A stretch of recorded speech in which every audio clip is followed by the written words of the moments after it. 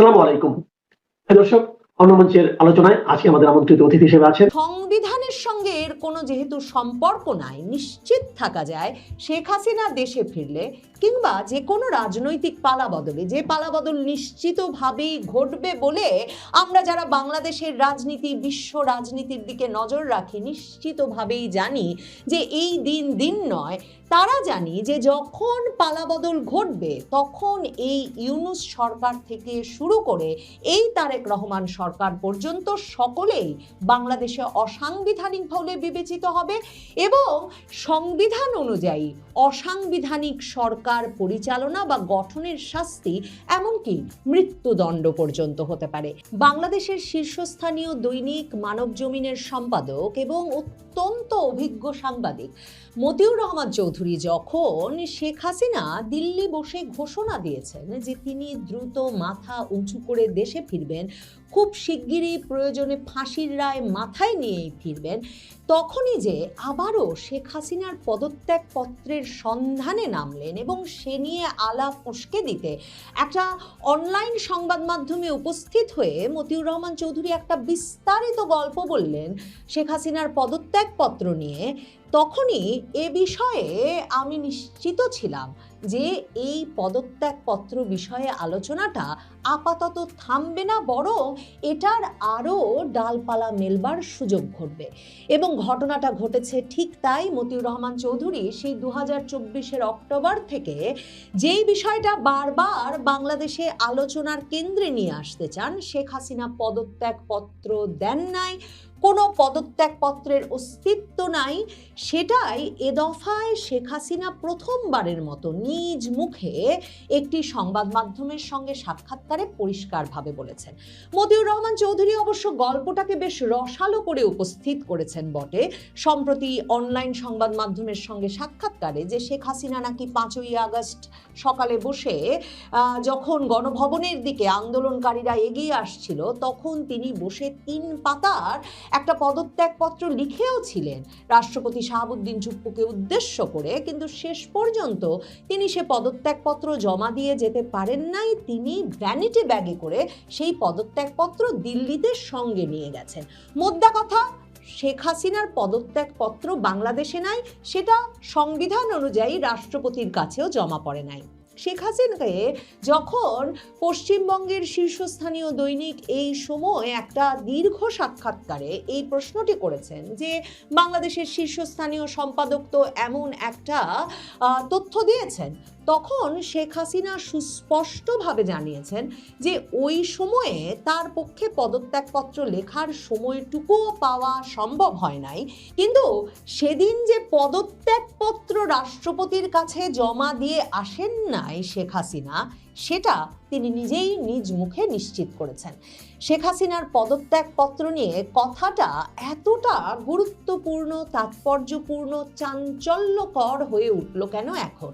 দেখেন, 2024-এর অক্টোবরে মতিউর রহমান চৌধুরী যখন প্রথম বঙ্গভবনে গিয়ে রাষ্ট্রপতি শাহাবুদ্দিন চুপ্পুর সরাসরি সাক্ষাৎকার নিয়ে মানবজমিনের রাজনৈতিক ম্যাগাজিন জনতার চোখে এই খবরটি ছেপেছিলেন যে শেখ হাসিনার পদত্যাগপত্র রাষ্ট্রপতি শাহাবুদ্দিন চুপ্পুর কাছে জমাও পড়ে নাই, রাষ্ট্রপতি শাহাবুদ্দিন চুপ্পু চোখেও দেখেন নাই, তখন তা নিয়ে এমনই আলোড়ন উঠেছিল যে এই হাসনাত আবদুল্লাহরা সহ 2024-এর আন্দোলনকারী তরুণেরা তখন বঙ্গভবন ঘেরাও করে 48 ঘন্টার আলটিমেটাম দিয়েছিল রাষ্ট্রপতির পদত্যাগে। কারণ শেখ হাসিনার পদত্যাগপত্র না থাকার প্রধান অর্থটা হচ্ছে যে 5ই আগস্টের পর থেকে বাংলাদেশে যা যা ঘটেছে এসবই অসাংবিধানিকভাবে ঘটেছে এবং সংবিধানের সঙ্গে এর কোনো যেহেতু সম্পর্ক নাই, নিশ্চিত থাকা যায় শেখ হাসিনা দেশে ফিরলে কিংবা যে কোনো রাজনৈতিক পালাবদলে, যে পালাবদল নিশ্চিতভাবেই ঘটবে বলে আমরা যারা বাংলাদেশের রাজনীতি, বিশ্ব রাজনীতির দিকে নজর রাখি, নিশ্চিতভাবেই জানি যে এই দিন নয়, তারা জানি যে যখন পালাবদল ঘটবে তখন এই ইউনূস সরকার থেকে শুরু করে এই তারেক রহমান সরকার পর্যন্ত সকলেই বাংলাদেশে অসাংবিধানিক বলে বিবেচিত হবে এবং সংবিধান অনুযায়ী অসাংবিধানিক সরকার পরিচালনা বা গঠনের শাস্তি, এমনকি মৃত্যুদণ্ড পর্যন্ত হতে পারে। এ অবস্থায় শেখ হাসিনা এই যে পদত্যাগপত্র দেই নাই, এই কথাটা এখন পরিষ্কারভাবে সংবাদ মাধ্যমের সামনে বললেন, সেটা এখন গুরুত্বহীন মনে হতে পারে, বা মনে হতে পারে যে এটাতে কি বা আসে যায়, মূল কথা শেখ হাসিনা তো দেশত্যাগ করেছেন। তখন সেই তথ্যগুলো অত্যন্ত গুরুত্বপূর্ণ হয়ে উঠবে। মতিউর রহমান চৌধুরী অভিজ্ঞ সাংবাদিক, তিনি জানেন রাষ্ট্রপতির মুখ দিয়ে ওই কথাটা বলিয়ে দেওয়া যে শুধু তিনি নন তাই নয়, আসলে কেউই পদত্যাগপত্র দেখেন নাই, সেটা কতটা গুরুত্বপূর্ণ দলিল হয়ে থাকবে। 2024 অক্টোবরে জনতার চোখে রাষ্ট্রপতির যে সাক্ষাৎকারটা চেপেছিলেন মতিউর রহমান চৌধুরী, সেখানে রাষ্ট্রপতি স্পষ্টভাবে তো বলেনি আমার কাছে শেখ হাসিনার পদত্যাগের কোনো দালিলিক প্রমাণ নাই। তারপর তিনি এ কথাটাও সেখানে বলেন যে যখন তার সঙ্গে দেখা করতে সেনাপ্রধান জেনারেল ওয়াকার বঙ্গভবনে এলেন 2024 5ই আগস্টের তারিখে, তখন তিনি তাকেও জিজ্ঞেস করেছিলেন, মানে সেনাপ্রধান ওয়াকারকেও জিজ্ঞেস করেছিলেন প্রধানমন্ত্রী পদত্যাগ করেছেন কিনা, এবং তিনি একই জবাব দিয়েছিলেন যে শুনেছি তিনি পদত্যাগ করেছেন, মনে হয় সে সময় পাননি জানানোর। শেখ হাসিনা এই সময়ে যে সাক্ষাৎকারটা দিয়েছেন সেটার সঙ্গে রাষ্ট্রপতির কথা হুবহু মিলে যায়। শেখ হাসিনা বলছেন যে 2024 5ই আগস্ট যে অবস্থা হয়েছিল, সরকারি বাড়ি গণভবনের দিকে যখন আন্দোলনকারীরা এগিয়ে আসছে বলে তিনি জানতে পারেন, তখন প্রাণ বাঁচাতে আধা ঘন্টার মধ্যে প্রস্তুত হয়ে তাকে প্রধানমন্ত্রীর সরকারি বাড়ি গণভবন ছাড়তে হয়েছিল। সেজন্য পদত্যাগ করার সময় বা সুযোগ তিনি পান নাই, এমনকি তিনি যে দেশ ছাড়বেন সেটাও ঠিক হয়েছিল একেবারে শেষ মুহূর্তে। আপনাদেরকে আমি জাতীয় পার্টির চেয়ারম্যান GM কাদেরের সাক্ষাৎকারে শুনিয়েছি।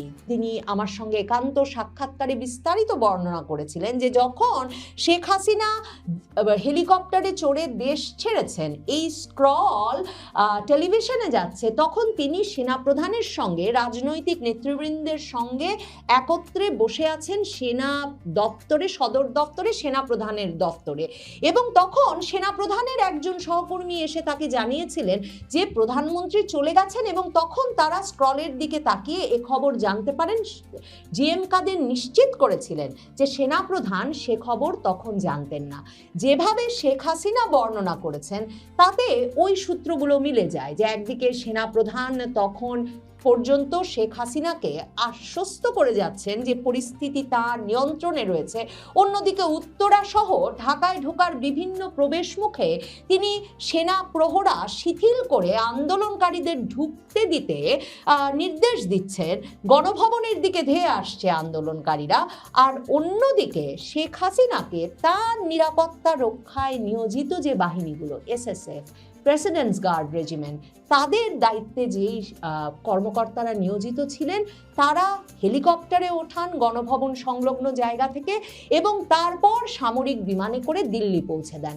এই সময় পত্রিকায় শেখ হাসিনার এই সাক্ষাৎকারে তিনি বলেন যে আমি টুঙ্গিপাড়ায় যাব বলে প্রস্তুতি নিয়েছিলাম, প্রকৃতপক্ষে আমি জানতামই না আমি দেশের বাইরে যাচ্ছি। তাহলে শেখ হাসিনার এই পুরো নিরাপত্তা ব্যবস্থা যে ভেঙে পড়ল, শেখ হাসিনাকে সাংবিধানিকভাবে যে পদত্যাগের সুযোগটুকুও দেওয়া হলো না, এবং তাকে যে শেষ পর্যন্ত টুঙ্গিপাড়ায়ও যেতে দেওয়া হলো না, বরং অন্য একটি দেশে নিয়ে যাওয়া হলো, সেগুলো কাদের ব্যবস্থাপনায় কিংবা কাদের উদ্যোগে ঘটেছে সে সম্পর্কে নিশ্চয়ই আরো বিস্তারিত বেরিয়ে আসবে, এবং আরো নিশ্চয়ই জানা যাবে যে কোন মুহূর্তে শেখ হাসিনা বুঝতে পারলেন যে যারা তাকে আশ্বস্ত করছেন, সেনাপ্রধান ওয়াকারুজ্জামান সহ, তাদের কথায় আর ভরসা রাখা চলে না, বরং শেখ হাসিনা এবং শেখ রেহানাকে প্রাণ বাঁচাতে অন্য একটি পক্ষের ওপর ভরসা করে দেশত্যাগ করতে হলো।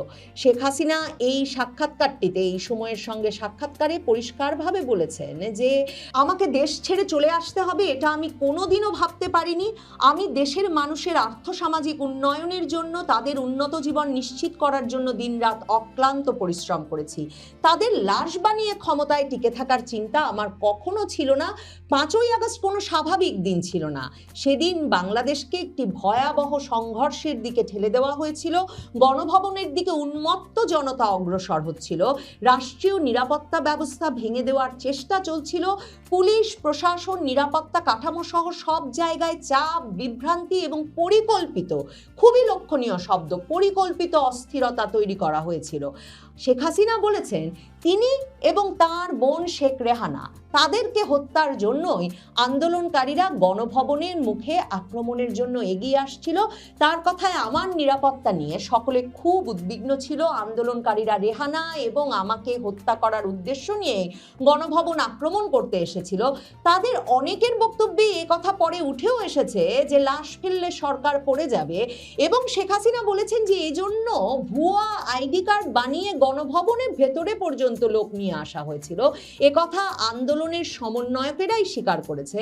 হাসিনা বলেছে সেই অল্প সময়ে বসে বসে পদত্যাগপত্র লেখার সময়ও তার ছিল না, কিন্তু তিনি এটাও মনে করিয়েছেন সংবিধান অনুযায়ী সহস্তে লিখিত পদত্যাগপত্র প্রধানমন্ত্রীকে রাষ্ট্রপতির কাছে জমা দিতে হবে।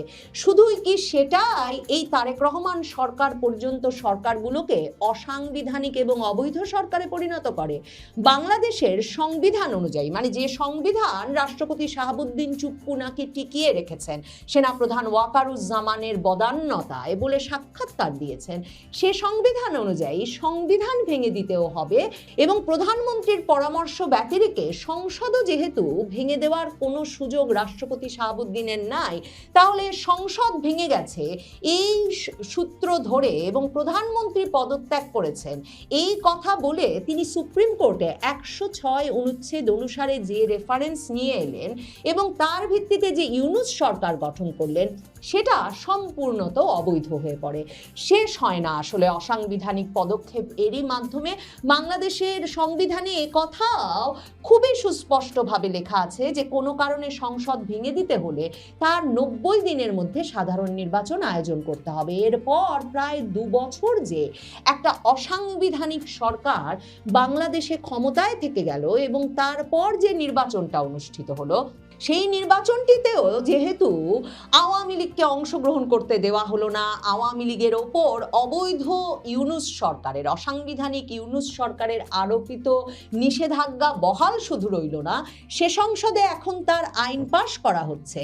তাতে এই সম্ভাবনাগুলো আরো গুরুতর হয়ে উঠছে। যখন আওয়ামী লীগ বাংলাদেশের রাজনীতিতে ফিরবে, তখন বাংলাদেশের আদালতে এই সরকারগুলোর বৈধতা নিশ্চিতভাবে চ্যালেঞ্জ হবে। বাংলাদেশে এর আগেও কিন্তু বাংলাদেশ এবং পাকিস্তান উভয় দেশেই ডক্ট্রিন অফ নেসেসিটির বরাত দিয়ে সামরিক শাসনকে বৈধ করার চেষ্টা হয়েছে, কিন্তু এরপর বৈধ নির্বাচিত সরকারের আমলে আবার আদালত ওই সরকারের গঠনগুলোকেও অবৈধ, অসাংবিধানিক বলে আখ্যা দিয়েছে। কাজেই যখন রাজনীতিতে বড় ধরনের পালাবদল ঘটবে, তখন নিশ্চিতভাবেই যে শেখ হাসিনার পদত্যাগ পত্র না থাকার এই বাস্তবতা 2024-এর আগস্টের পর থেকে ঘটনাবলীকে অন্যভাবে ব্যাখ্যা করবে, সেটা নিশ্চিতভাবেই বলা যায়। রাষ্ট্রপতির পাশাপাশি সেনাপ্রধান ওয়াকারুজ্জামান যেমন প্রধানমন্ত্রী শেখ হাসিনার পদত্যাগ পত্র দেখেন নাই, কিন্তু এই দুজনই জনগণের সামনে জাতির উদ্দেশ্যে তাদের বক্তব্যে বলেছেন প্রধানমন্ত্রী শেখ হাসিনা পদত্যাগ করেছেন, তেমনি সেই পদত্যাগপত্র আছে, এর ভিত্তিতে এরপর যা যা ঘটনা ঘটেছে সেগুলোর জন্য হয়তো এসব ব্যক্তিবর্গকে জবাবদিহিতার আওতায় আসতে হতে আসে। সেই ঝড়ের পূর্বে কিছু পূর্বাভাস আমরা দেখতে পাই, কিছু বিষয় আমরা দেখতে পাই, যেমন প্রকৃতি একদম অন্ধকারাচ্ছন্ন হয়, পরিবেশ গুমোট হয়ে যায়, কেমন একটা সনসনে ভাব সৃষ্টি হয় না?